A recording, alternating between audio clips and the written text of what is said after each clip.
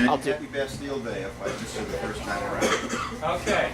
On behalf of the Center of Marxist Education, I'd like to welcome you all for Sandy Eaton's fourth talk on healthcare in the United States. And again, happy Bastille Day. The other three videos are up online. If you want to be more specific about where to find them, you can check Sandy's website or talk to me. But I think we should give Sandy our attention for what will be another great lecture. Thank you very much, Doug. I think the next wave of thunderstorms are due around 9 o'clock, so I'll see if we can't get all home before then, or at least out of the rain. And again, this is the series entitled Single Payer, but I always look at single payer in the context of the fight for a just healthcare system, of which single payer is necessary but inadequate. Now let's see if I can get my technology to work okay. We'll be in. There we are. And this is the fourth session, looking forward to ways. And again, I'm focusing on labor. And whenever I use the term labor, I see it in a broad context, not the trade union movement alone, but all ways in which the working class organizes itself in its defense and hopefully in its offense. So I'm talking about the unions and some of the other movements of the working class that I think are the driving force if we're going to get away from the profiteers in healthcare and begin to build what I refer to as a just healthcare system. The origins of that phrase we'll get to in a minute.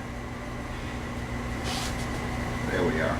For example, the Mass Senior Action Council and its defensive fights against the cutbacks in Medicare and Medicaid, and currently it's an offensive fight in terms of getting rid of some of the Massachusetts disparities that would make a senior person pay more for health care after turning 65 than they had to pay before if they were very limited means and they were on mass health Medicaid. So anyway, these are important fights and these are important allies in the community. Also, I want to, at this point out the other allies we have, the Physicians for a National Health Program. You'll often hear the people spouting initials quickly, PNHP. Well, that's Physicians for a National Health Program. Been around for 20 or so years. Has, I think, around 15,000 members nationally and has an active chapter in Massachusetts. The doctors are great allies to have. They're not the best organizers in the world in terms of on-the-ground work, but they're always putting out studies of where the healthcare system is at, where it's going, who's in and who's out, and so forth. So there's a tremendous wealth. So pnhp.org, should be bookmarked in your computers. I'm going to go back to the mid-90s and sort of come forward a little bit into the future. Some of us might have been involved. I don't know if anybody was involved in the attempt to build a Labor Party in this country. So sort of back in the early to mid-90s, we had a Labor Party advocates, and various unions and union bodies started affiliating. And I think it was in '96 in Cleveland was the founding convention of the Labor Party. It lasted about 5 or 6 years and started petering out for a lot of reasons I can't go into here. But one of their sterling campaigns, and they had several that were really outstanding and were sort of cutting edge in different areas of working class life. One of them was the fight for just health care.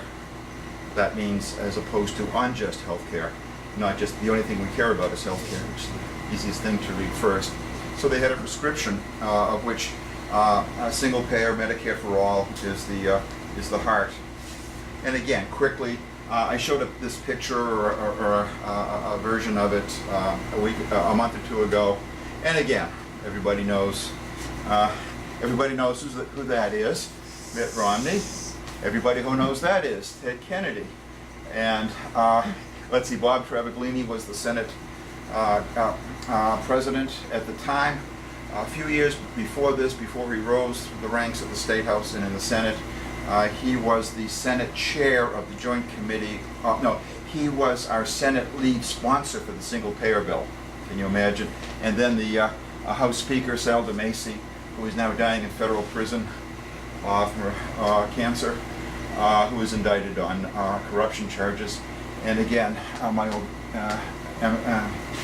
nemesis, Ron Mariano from Quincy, who was at this time was the chair of the House Chair of the Joint Committee on Insurance. So they're all gathered around, and some other folks there. And this was April 12th, 2006, Chapter 58, the Massachusetts prototype for the Affordable Care Act, which I feel is best described as a neoliberal approach, guaranteeing corporate profits, and basically pushing working people down into the least common denominator. And it's not universal, nor can it be. We'll get back to that. Coming forward a little bit, here we are in early March up at the University of Vermont in Burlington. Folks there, even at this date, which is 2009, early in 2009, the Vermont Workers Center had already done up the bulk of the work over the prior year or two, going through door to door, going from town meeting to town meeting across the state of Vermont, building support for healthcare as a human right. Healthcare as a human right. And that's the Vermont Workers Center, the Southern Maine Workers Center, as well as many of the unions that we'll be talking about, are really the backbone of the fight for real healthcare reform as we now and in the future. I just have to back up and give a few what I call nodal points in the history of the unions. And I tend to focus, not to the neglect of others, but I tend to focus on the unions that are actually working in the healthcare industry, who have a vested interest in how things go, whether they're crushed down by monopoly capital, by finance, or whether they're able to achieve some measure of justice for their members, but not only for their members, but for those that they take care of. And again, going back quickly to run through from the mid-90s, John Sweeney, the president of the Service Employees International Union, one of the largest unions in the country then, larger now, still not quite as large as the National Education Association, which is independent of the AFL-CIO.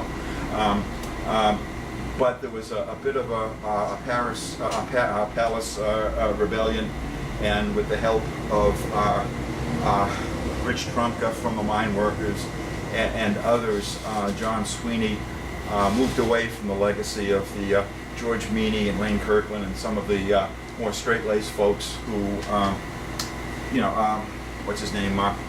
George Meany once bragged that he never walked in a picket line, and of course some of the other statesmen of labor were very fond to hang out with capitalists and so forth. So that it was an attempt to move away from that legacy, and that legacy, of course, included support for U.S. imperialism around the world, part of that Cold War image of which we're now in a brave new world of the neoliberal approach, which actually I just read an article a few days ago that says, rather than calling it neoliberal, it was really the period from the New Deal into the mid-60s, maybe early 70s, that was the aberration in the development of capitalism in the United States. So the neoliberalism is trying to go back before the New Deal and eliminate everything the working class had fought for or been handed to prevent a socialist revolution in the 30s is another interpretation. But in any event, this return to capitalist first principles of deregulating, of privatizing what the public sector had built up, and letting the marketplace determine which way we're going to go.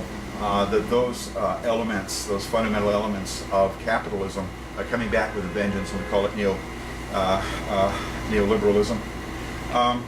Right around this time also, a group of unions led by SEIU established a very formal and binding partnership with the largest healthcare giant in California and another spread out over many other parts of the country, Kaiser Permanente. If you have this partnership with the boss, you're not going to criticize the boss, certainly not in public. You're not going to allow your members to be whistleblowers. You're not going to fight in the political arena for rights for the patients that aren't supported by the employer. It's really a satanic deal. But at the same time, the California Nurses Association had its palace revolution early in 1993, and the staff nurses basically took over and kicked out the administrators and the managers, and they had their act together so that on October 1st, 1995, they told the American Nurses Association bye-bye. It's interesting that they were never part of the partnership, and they've campaigned against it and vilified that concept of partnership with the boss to a great extent. Jumping forward 10 years, John Sweeney had left SEIU, and he's now the president of the whole AFL-CIO Federation. There was another rebellion within the AFL-CIO where 6 or 7 national unions disaffiliated to form a new coalition, a new labor federation called Change to Win. The biggest was the Service Employees International Union. There was also the carpenters, the laborers, the United Farm Workers Union, United Food and Commercial Workers Union, and I believe 1 or 2 others, if I can recall. And that's sort of coming forward another few years, that's sort of petered out to a certain extent. Important to note, H.R. 676 is a Medicare-for-all bill. Its lead sponsor is Congressman John Conyers from Detroit. He, together with Dennis Kucinich and many members of the Congressional Progressive Caucus, were pushing that. There are movements afoot to make that the center point. And as we'll see, many of the umbrella organizations pushing for fundamental health care reform use that as sort of their benchmark, their goal when all was done. In a whole raft of resolutions in June of 2008 down in Puerto Rico, the SEIU convention endorsed H.R. 676, along with dozens and dozens of other resolutions. Interesting, and again, CNA and SEIU in March of 2009. Well, prior to this, there had been all kinds of raids, attacks, criticisms. In April of 2008, the Labor Notes Conference, I believe it was in Detroit, was physically attacked by a number of folks bussed in by SEIU because the executive director of the CNA was slated to be one of the keynote speakers.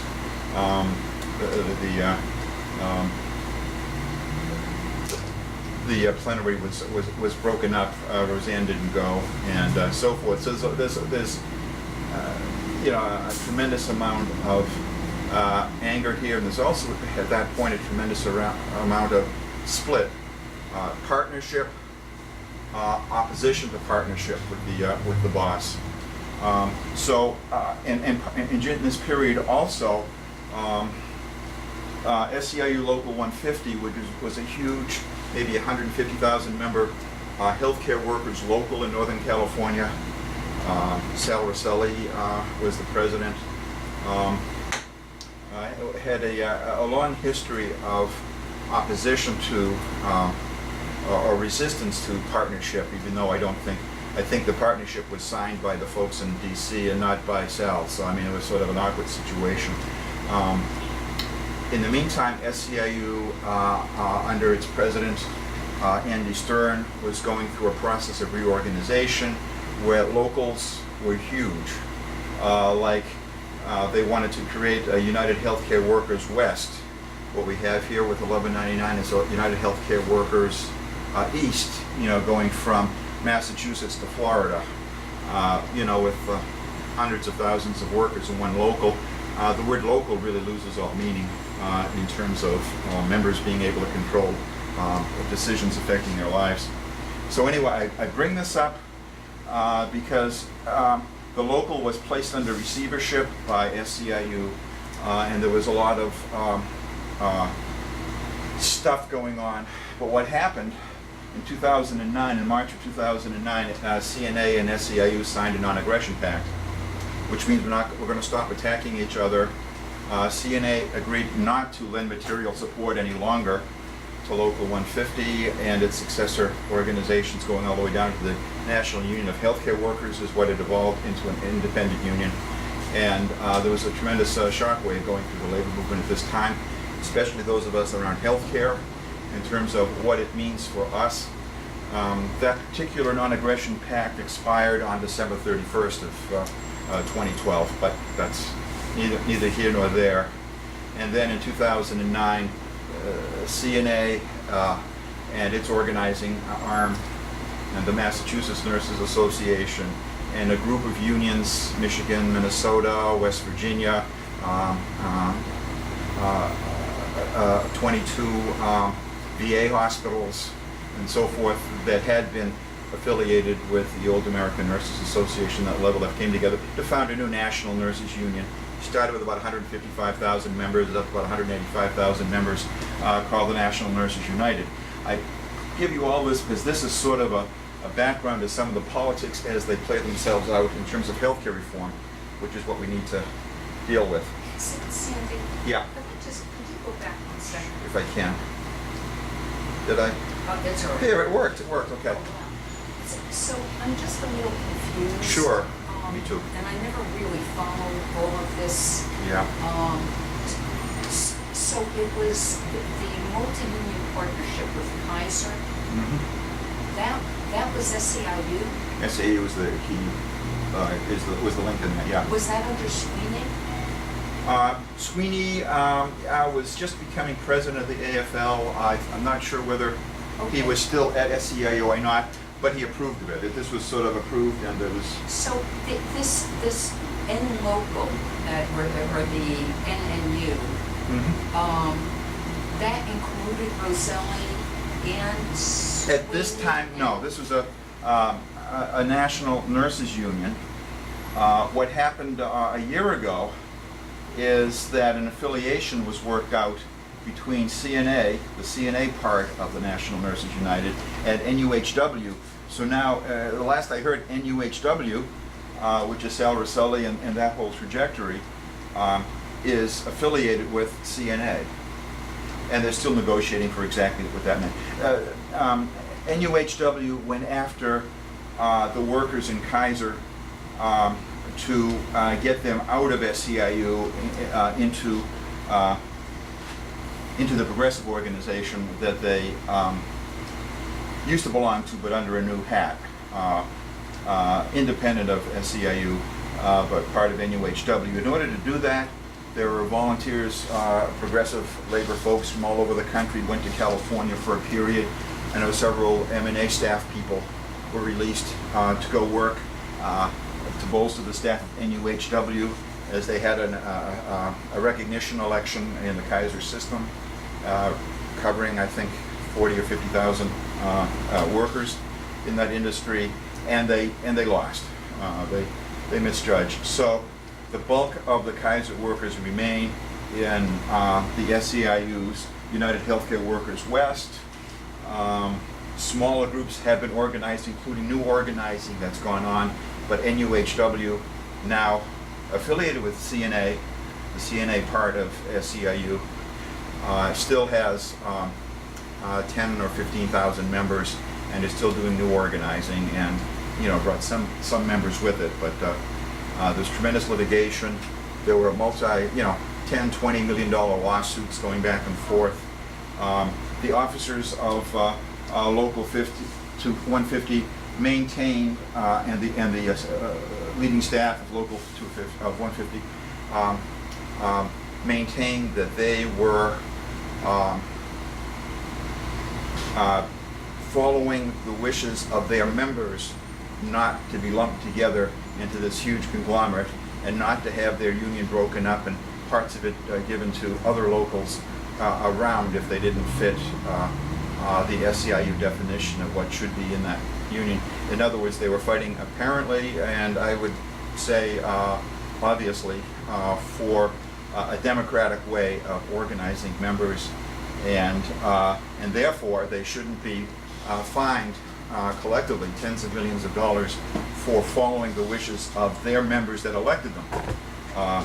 So that's the background to that. Part of that was settled. It got brought down to $1 or $2 million that the officers of this body, Sal and half dozen or so others, maybe 8 or 9 others, still owe or in the process of finding how to pay off or appeal. But the bulk of the charges that were brought by SEIU against those folks were thrown out, but there was enough left over to still leave them in liability, so that's still out there. And that's sort of the background, in my mind, to a split, or it helps us understand a split in the health reform movement that creeps up right after this period. Just quickly, we already talked about the Labor Party. It's Just Healthcare campaign. I have to say a word about Jobs with Justice. National labor community religious coalition looking for economic justice. Massachusetts Jobs with Justice, starting in the early 90s and up until the founding of MassCare in 2006 or 2005. Was the focal point for organizing around single payer. We used to meet monthly in the UE Hall, Myers Union Hall, the Amalgamated 262 in Andrews Square in South Boston. And not only did representatives of different unions come together there, but there were also folks with working in the community, but they came here because this was the one focal point where folks were coming together to work on getting their representatives in Congress to endorse whatever the current bill was. I'm not sure if 676, the Conyers bill, was formalized yet or not. We also had one day where we went down to the John Hancock Tower in Boston with huge amount of red tape and sort of wrapped the building up as a little attempt to get a little publicity for cutting through the red tape of the insurance industry and healthcare, which we don't need, and so forth. In 1994, there were a whole battery of non-binding ballot questions across the state calling for that state representative or that state senator to work for single payer up at the State House. Almost all of them passed at that time, and out of that, the groups that came together across the state, instead of just meeting every month at the UE Hall under the umbrella of Jobs with Justice, they decided that folks were meeting twice. They'd come to the meeting 1 week in a month wearing the Jobs with Justice hat, and they'd come back a week later and wear the MassCare hat. So they decided to, Jobs with Justice backed off from having a separate healthcare action committee, and MassCare took off. And I will parenthetically say here, now the whole fight the last number of years is to get MassCare to turn its face back to the working class and get into the grassroots organizing. And I did bring newsletters from the Health Justice for Boston Initiative, as well as from MassCare, which I'll invite everybody to help yourself to later on. Jobs with Justice has reinitiated its Healthcare Action Committee about 5 years ago, and again, it was mostly labor folks, and this is independent. Basically, as MassCare continued to become more of a suburban liberal organization or collection of folks focused on the State House, folks in the unions who were fighting around healthcare, contract negotiation time, or whatever, tended to gravitate back toward the reborn Jobs with Justice Healthcare Action Committee. Healthcare Now, around this period, in the early 2000s, emerged. Marilyn Clement was its organizer and its spirit. She had spent a lifetime fighting in the civil rights movement, and she passed away from cancer a couple of years ago. Some folks may know Benjamin Day, Ben Day from Jamaica Plain. He inherited the role of being the national organizer for Healthcare Now. He's still based here in Massachusetts, but he does have national responsibilities. But Healthcare Now was sort of an umbrella that was working to support, by this time, H.R. 676 and various state initiatives to try to get state-based single payer going also, and was sort of a clearinghouse to bring people together. In the early to middle part of 2008, as the presidential elections of that year were heating up, and there was some anticipation that Democrats would take back both houses of Congress and the White House. Marilyn Clement from Healthcare Now was approached by a couple of folks about seeing if she'd consider joining a new coalition. And of course she said, well, we've got this national coalition of fundamental health care reform. Why don't you join us? Well, they didn't. And in, I believe it was August of 2008, there was a public announcement that instead of Healthcare Now, we had Healthcare for America Now. And its honorary chair was Elizabeth Edwards, wife of one of the leading candidates, Democratic Party candidates for president. And she is quoted in the media as saying that we need something uniquely American. We don't want any imports.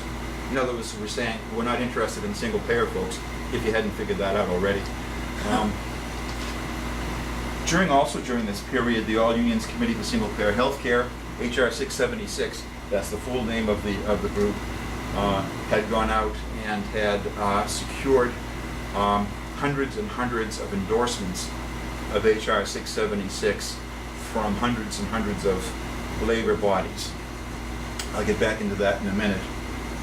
However, I don't know if folks know Steve Early, but he's been quoted as making fun of resolutionary politics. It's sometimes easy to get a resolution passed, but then where do you go from there? Do you get folks engaged in action to actually build a movement that's going to make change? I certainly don't want to put down the efforts of the folks at the All Unions Committee for Single Payer in terms of getting endorsements, massive numbers of endorsements from all the right groups. But I do want to think that there was a gap that needed to be filled. In January of 2009, just 2 or 3 days before Barack Obama's first inauguration as president, about 100, 120 folks from all over the country came together in St. Louis to form the labor campaign for single payer.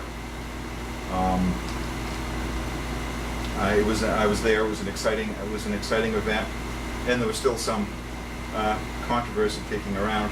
And I'll tell you why. Jobs for Justice has every couple of years has a national conference.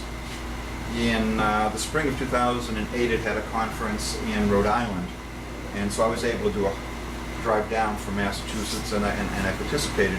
There was one of the first major breakout groups at the 2008 Jobs for Justice conference was healthcare, how to organize for healthcare. And I was actually asked to be on one of the panelists presenting to this. There was actually a nurse, an independent nurse, didn't belong to any organizations that I was aware of, who was a single payer activist from Vermont. He came down, he was on the panel, and a number of other people. The facilitator, who had been supplied by the National Office of the AFL-CIO, clearly did everything in his power to keep folks from talking about their experiences in going out and getting those endorsements of H.R. 676, their experiences in talking about single payer and so forth. I was on the, when my turn came to speak, I called him on it. And I said, you're here to facilitate, not to dictate which direction we're going in this conversation. But it was very clear that the goal was to push any folks into supporting whatever the Democratic Party came up with. That may be good, that may be bad. I'm not saying that, but what I'm saying is that it was clearly an attempt to manipulate the movement. And then you couple this with Healthcare for America Now showing up a few months later, and again, marginalizing the single-payer movement, stealing its name almost, and sowing confusion and trying to drive it out of business. Healthcare for America now had sort of some interesting rules that it started with. Any group that could put up $500,000 got a voting seat on its steering committee. SEIU was there, Families USA was there. It actually took a number of months for the AFL-CIO to raise enough money to buy that seat on the steering committee of Healthcare for America Now. They also put out a request for groups in each of the states to bid to be the lead organizing presence of Healthcare for America Now. We kicked this around in the Jobs and Justice Healthcare Action Committee and decided that we should put in a bid. It wasn't my idea, but someone thought we should, try it out and see what happens. We did and never heard anything back. That's because the Massachusetts Jobs and Justice had become actively engaged in fighting for single payer. And so we didn't apparently meet the criteria, even though we had staff, had an office, had, you'd think everything that Massachusetts needed, and also had a Western Massachusetts office and leadership and so forth. But that wasn't good enough. So anyway, when we got to the founding conference in St. Louis for the Labor Campaign for Single Payer, that AFL-CIO operative who was guiding our discussion back at the Jobs and Justice Conference also showed up, observing and so forth. And there was a little bit of tension in the room because folks know that there were two different agendas here. One is trying to fight for single payer and the other is checking up on the people that were fighting for single payer.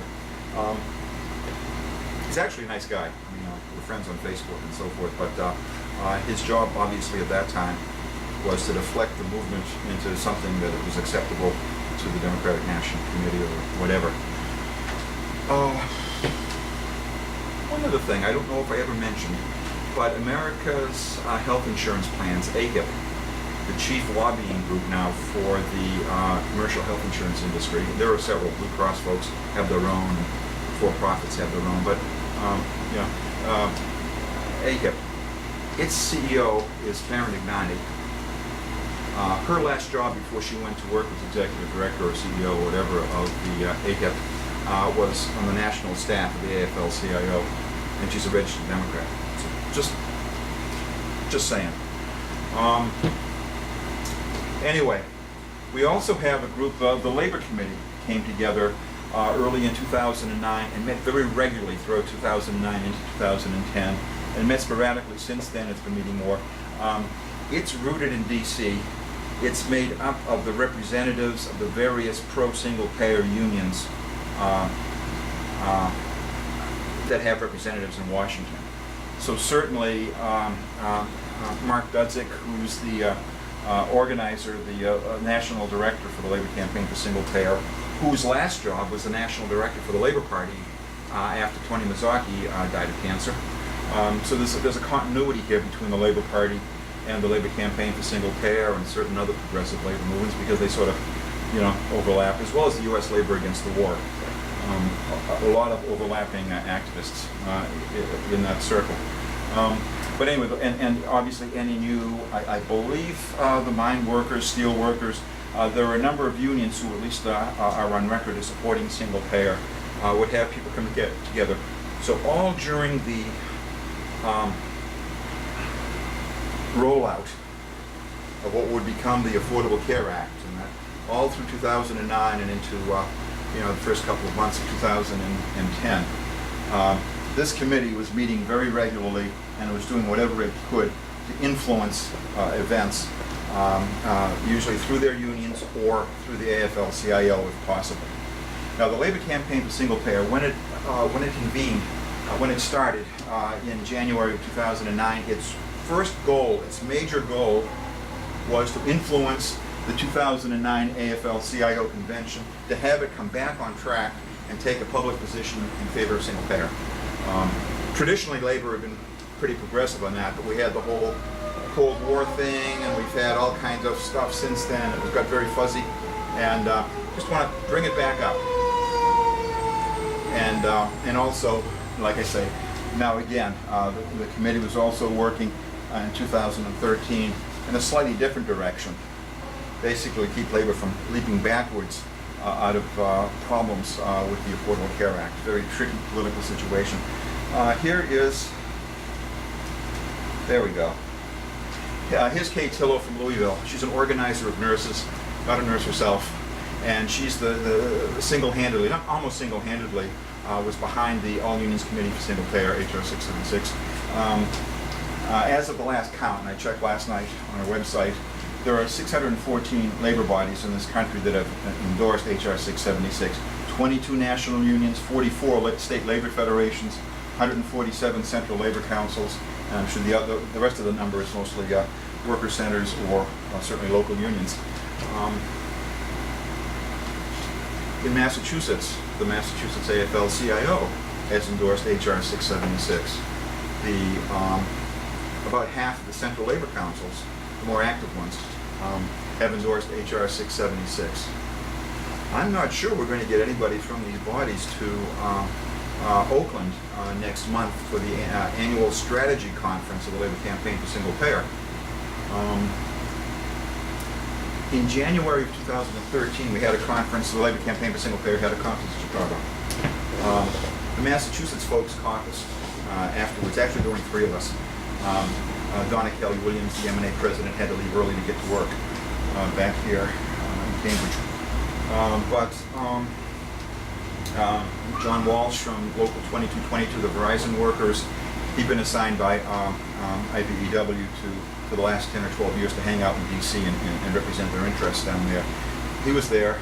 And Rand Wilson, currently working for Local 888 SEIU, who's been, I first met him when he was the director, the organizer for the Massachusetts Jobs and Justice. He's had a number of labor jobs since then. So anyway, the 3 of us got together, and one of us, it might have been John, it might have been myself, mentioned that the Labor Guild of the Archdiocese of Boston had started toying with the idea of having a conference on how to bargain for health care in light of what was coming down the pipe of the Affordable Care Act.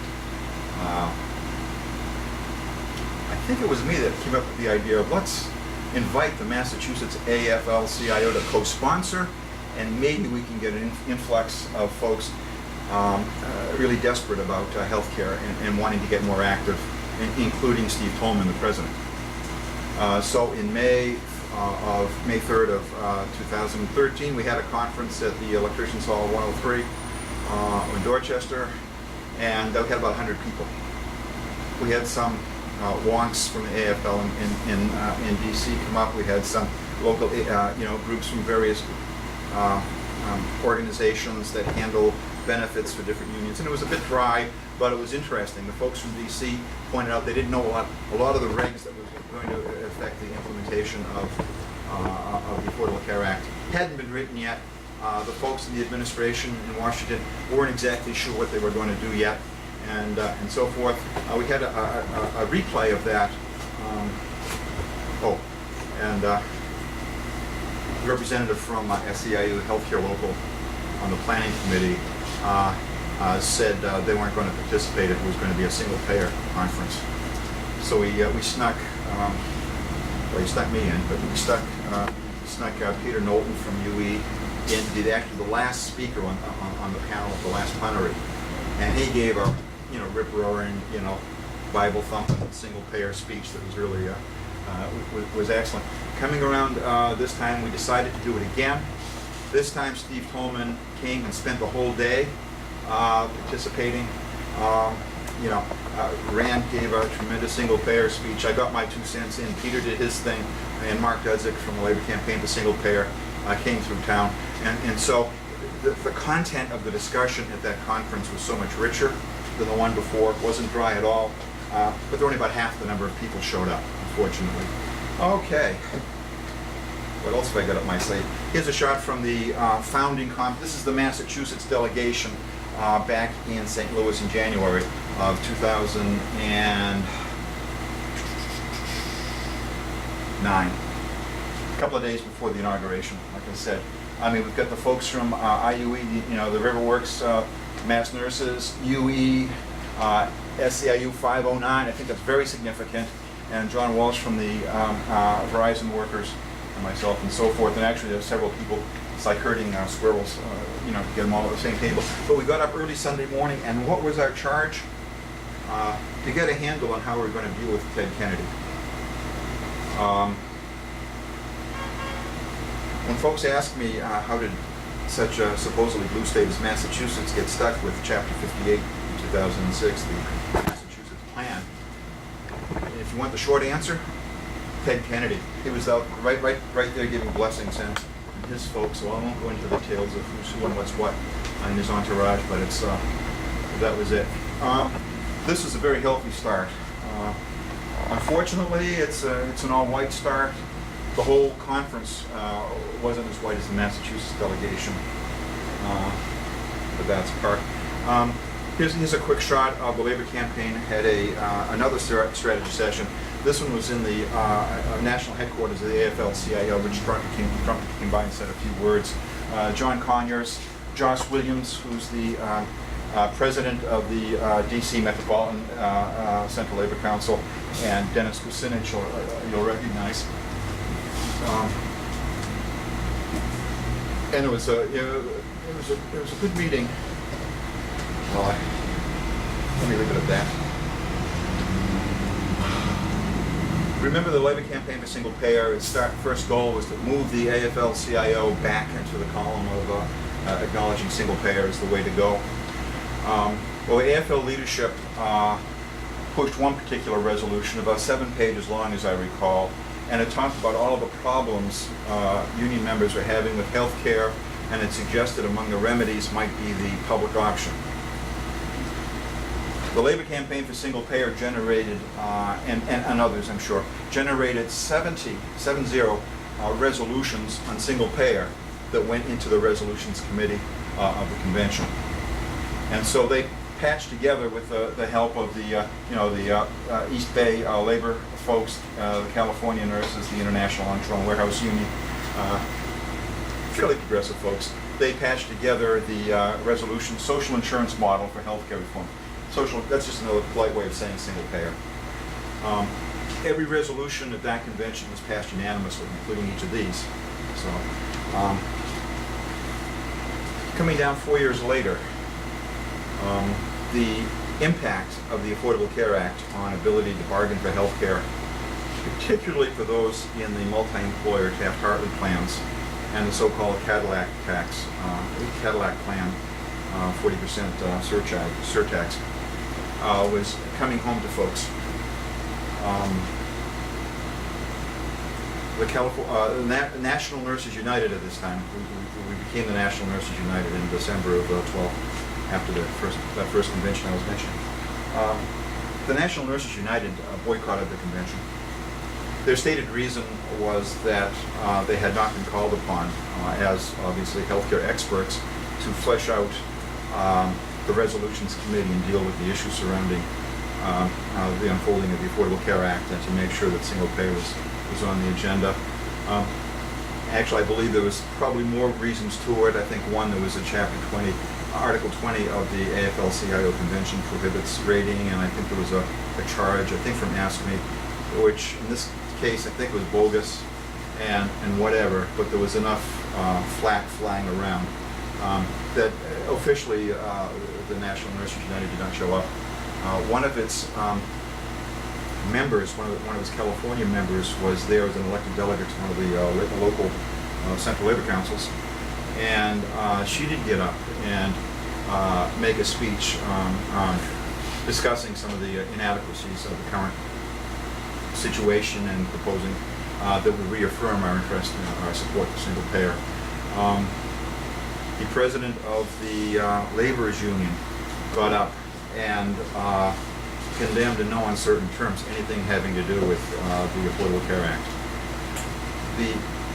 The labor campaign for single payer strategy going into this convention was to keep the lid on, not to let it renege on its support to go forward to single payer, and also not to feed the ultra-right by just rejecting outright the Affordable Care Act. It was sort of a tricky position, and that didn't happen. A lot of folks were interested in that particular direction. It did not pass unanimously. Maybe for the first time in a long time, there was heated discussion. The resolution on the Affordable Care Act, but even if you read it, it's whereas, it was a whole page or two of whereases identifying problems, serious problems labor had in trying to bargain for health care fairly against an inimical employer because of the Affordable Care Act, either directly or because the employer was using it as an excuse. And they're both things are true. And the resolution, among other things, would have been to pressure, and I think we discussed this, Sandy, last month. Why just didn't the unions come together and, well, first off, the unions aren't, democratic centralism doesn't apply. There's a long history of working closely between the folks in the AFL-CIO headquarters, whether they're good guys or bad guys personally. I think Rich Trump is a nice guy. I've been in the room with him a few times. But that's irrelevant. Are you going to be the tail of, say, the Democratic Party or the two-party system, or do you have the clout and the tenacity to, in fact, give leadership on things? I'll leave it at that. That's the subject for a whole other series of talks. But in any event, we got out of that okay, and then I mentioned other things that were coming along. Let me spend a minute talking about Vermont. The nurses in Vermont, up at the University of Vermont in Burlington, are organized. They got organized 2000, 2001, in that time frame, maybe 1999. They're affiliated to the American Federation of Teachers. Mary Cordes is their president, and she is dynamite. Been at any number of conferences, been on the panel at Labor Notes with her, and so forth and so on. They got there before we did, so more power to them. Organized the unorganized, and they are fully committed to the work of the Vermont Workers Center and moving within the Vermont labor movement to keep more and more of it on track, pushing for single payer. I think we need to demythologize Vermont a little bit. Vermont doesn't have single payer. If things go as we hope, it will have the basis for single payer in 2017. The Affordable Care Act has within it provisions for, starting in 2017, states experimenting with ways to get to universal health care. Remember I said, starting maybe 2007, certainly in 2008, the folks in the Vermont Workers Center weren't talking theory, they weren't talking finance mechanisms, they weren't talking single payer. They were talking about healthcare justice, and they were going, like I said, door to door, town meeting to town meeting, passing resolutions, building a grassroots movement. In 2010 was the gubernatorial election. In 2006, the gubernatorial election in Vermont went to the Republican because the Vermont Progressive Party put a candidate on the ballot, and they had enough margin to throw it to the Republicans. In 2010, the Vermont Progressive Party went up to the Democrats and said, "We won't run somebody for governor this year if and only if you put up a single-payer candidate who's serious, you help us bring down Vermont Yankee nuclear power plant, and you pledge not to screw the state workers like every other governor seems to want to do." Democrats said okay, and they had I believe five candidates in the Democratic primary, the top three of which were committed to single payer, at least on paper, and Peter Shumlin became the governor. That's where he came from. And then a bill was put in place. We're up in the State House in Vermont on May Day, 2011. The Vermont Workers Center had called folks to come together to help them put pressure on the legislature there was a move afoot. They had a single-payer bill, or a bill that would lead them down the path by 2017 toward single payer. There was a move in the legislature to make sure that that health care that would be provided that way would be off limits to undocumented people. Folks came together and demanded, insisted that be eliminated, and the pressure worked, and that didn't appear in the bill as it appeared at this particular juncture. Again, the theme is healthcare is a human right. We're not talking policy wonk stuff. We're talking some pretty gutsy, basic stuff here that we need to go forward with. And again, comprehensive healthcare, including, they have a system of community health centers, like parts of Massachusetts and other things. It's relatively progressive. Here are some of the things that we're sort of faced with. Because of employers, whether it's correct or not, saying that because of the Affordable Care Act, you're going to have to pay more for your principal, your premiums and your co-pays because we're going bankrupt or we'll close. Employers in healthcare are just as ruthless. So when we got to the financial part of negotiations with 4 Steward hospitals on March 1st, 2014, this is the first slide they showed. Healthcare reform doing more with less.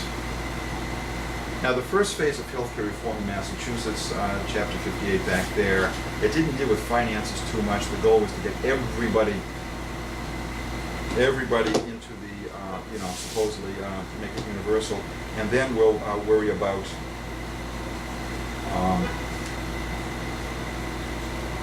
figuring out the finances later. Well, what they did was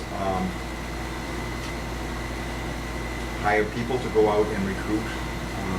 They hired people. I remember one poor young woman, fresh out of college, got hired. She came to a Boston chapter of the Mass Senior Action Council meeting I was at, and to convince people of how good this particular bill was, and the individual mandate was only fair, and so forth and so on. I think Tilly and a few others sort of chewed her up and spat her out. I felt bad for her. Innocent child was pulled into this particular mess. But anyway, money was expended on that. And in 2012 in Massachusetts, they came up with another bill to try to remedy that. Basically, it's cost shifting, it's cutting back on care, cutting back on services, but partners in some of the other, and I really don't want to let the deaconess or steward or any of the other conglomerates off the hook. But anyway, this is what we were confronted with. We held the course and went on. This is what did it. Like I said, when folks got to that 2013 AFL-CIO convention, on the one hand, they were really beginning to realize that they were getting screwed royally. And the Unite Here union got it, while making the rounds in Washington, bumped into this aide to Senator Menendez. And we got this wonderful one-liner: labor needs to regress to the mean. So rather than raising up to the highest common denominator in terms of access and quality and affordability and equality, the thinking apparently on said, for the most part, except for this aide, is to push folks down to the least common denominator. And with this circulating around, there's a fighting mood. Historically, the folks in the building trades and others who have Taft-Hartley multi-employer plans, which includes seasonal workers, restaurant workers, hotel workers, and so forth, many of whom are among the poorest folks that are in unions, are in unions that, together with the employer, sponsor these multi-employer benefit funds. And it's worked for the most part for them over the years, over many years, ever since Taft-Hartley in 1947 when these things started to get built.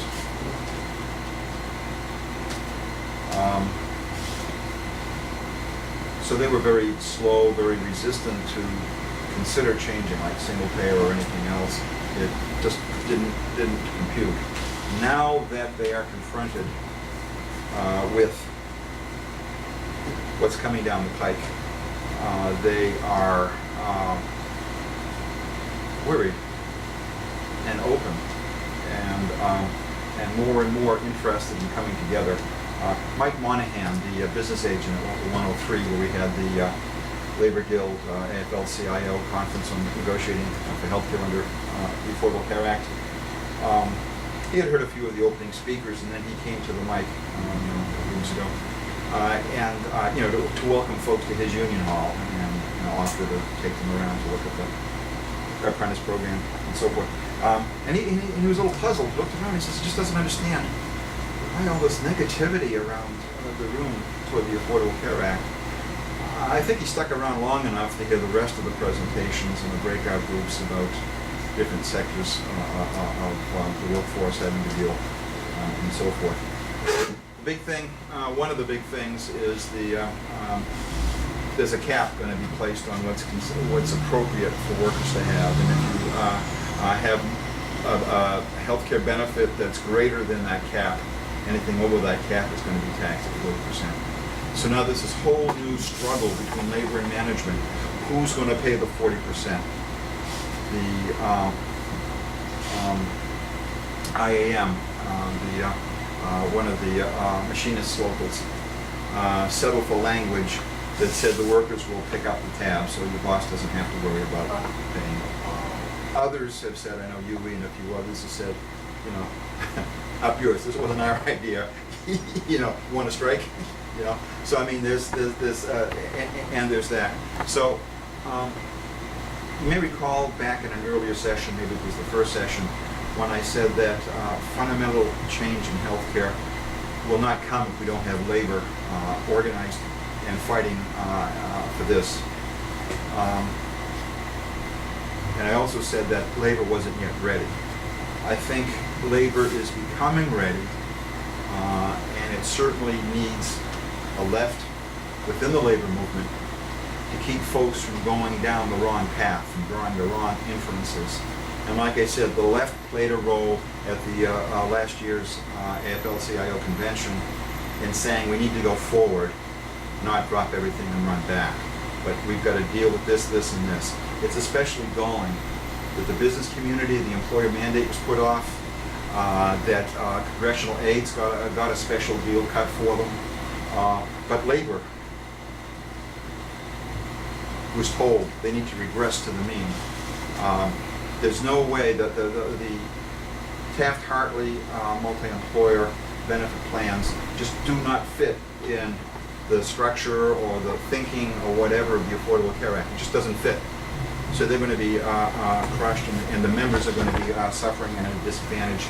And union contractors, say, or union employers are going to be a decided competitive disadvantage to non-union ones who are under no obligation. They can send their workers to the local health insurance exchanges and pay a fine, sure, no skin off of their teeth.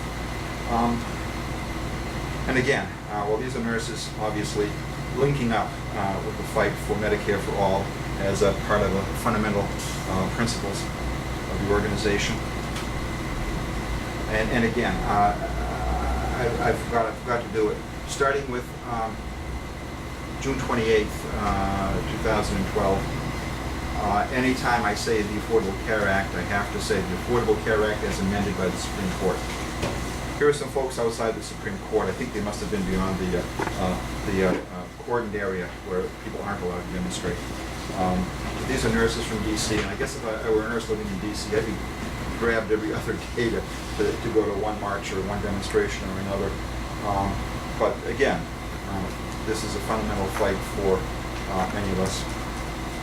And again, it's also buried in the fight, all the other fight for justice. This is a scrub top for the nurses from National Nurses United. Yes, healthcare for all, jobs with dignity, quality, public education, and a healthy environment are among the key ingredients to go forward. And again, the other thing, labor in many other countries has learned that you're not going to get ahead by letting the rest of the country get screwed. We're all in this together, and that call it solidarity, call it whatever you want. Practically speaking, if all the sectors of labor and all working people, documented and non-documented, immigrants and native-born, of all backgrounds, don't unite, we're going to share the same fate. And here's my commercial for tonight. As I've said a couple of times, in August 22nd and 24th in Oakland, both the labor campaign for single payer, Healthcare Now, and another group called the One Payer States Network, which is a loose affiliation of states that communicate with one another around how to get single payer in their particular state. We'll be coming together in Oakland. The labor campaign for single payer will be meeting in Local 6 of the ILWU Hall. The Healthcare Now will be meeting in the California Nurses Association Hall downtown, together with the One Payer. So, if anybody can get there, I recommend it highly. One other thing. I've had a busy month. I know everybody has. I met a consultant a couple of weeks ago who used the term Ted Kennedy incrementalism, straight face as a justification for being happy if you can get a little crumb here and a little crumb there from the master's table. And I got thinking, I said, well, apply that to healthcare generally. Maybe that's the problem. And again, I also give you my Facebook. Go to Facebook, Sandy E.R.N., Sandy Not Registered Nurse, and hook up. Every day I'm throwing up articles, because every day you pick up a newspaper and there's more news. Did anybody see Sunday's Globe magazine? Andy,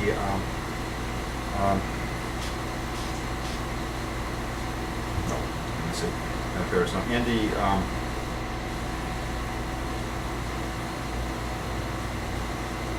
anyway, he's the CEO of Blue Cross Blue Shield in Massachusetts. Anyway, he's know him well. I posted that on my Facebook page, and I put a little preface on a little critique of that article in which I say this is the most dangerous man in the country. He's the one who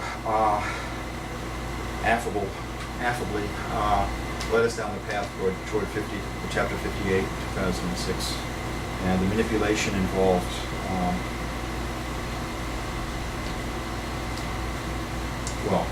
Getting the liberal urban institute to agree with the conservative Heritage Foundation that the individual mandate is the only way to go to get universal health care in Massachusetts. And this carried over. And having been chair of MassCare during the crucial period from May of 2005 to May of 2007, I have to say that we as the left failed to clarify the situation and push things in a better direction, because we didn't have the resources. Okay, I'm going to stop there. I'm going to ask if anybody has any questions. They always do.